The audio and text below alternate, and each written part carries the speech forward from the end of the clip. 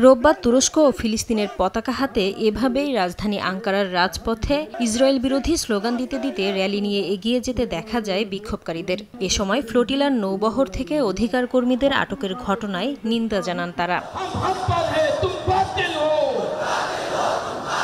ফিলিস্তিনিদের প্রতি সংহতি জানিয়ে পাকিস্তানেও বিক্ষোভ হয়েছে। স্থানীয় সময় রোববার করাচিতে বিক্ষোভে অংশ নেন রাজনৈতিক, শিক্ষার্থী সহ নানা শ্রেণী পেশার মানুষ। গাজাকে রক্ষায় পাকিস্তান সহ বিশ্বের সব মুসলিম দেশকে এগিয়ে আসার আহ্বান জানান দেশটির জামায়াতি ইসলামী নেতা নাইমুর রহমান।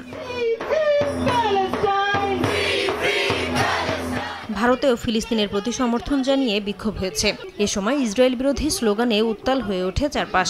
গাজায় চলমান সহিংসতার সমালোচনা করে ইসরায়েলি পণ্য বয়কটের আহ্বান জানান আন্দোলনকারীরা। গাজায় গণহত্যার প্রতিবাদ জানিয়ে বিক্ষোভ হয়েছে নেদারল্যান্ডসের আমস্টারডামেও। বিক্ষোভ থেকে দখলদার বাহিনীর আগ্রাসনের বিরুদ্ধে কঠোর পদক্ষেপ নিতে সরকারের প্রতি আহ্বান জানান অংশগ্রহণকারীরা। স্থানীয় সময় রোববার ব্রাজিলের সাও পাওলোতে ইসরায়েলের বিরুদ্ধে বিক্ষোভ করেছেন শত শত বাসিন্দা। ফ্লোটিলা থেকে আটককৃতদের মুক্তির জন্য ইসরায়েলের ওপর আন্তর্জাতিক চাপ প্রয়োগের ওপরও জোর দেন তারা। ফিলিস্তিনিদের ওপর ইসরায়েলি নৃশংসতার প্রতিবাদে বুলগেরিয়া ও সার্বিয়াতেও বিক্ষোভ হয়েছে।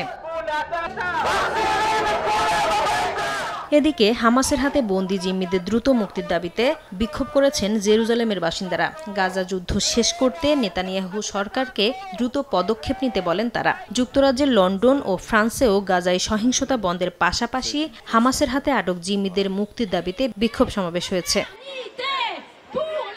নাসরিন রুমি, সময় সংবাদ।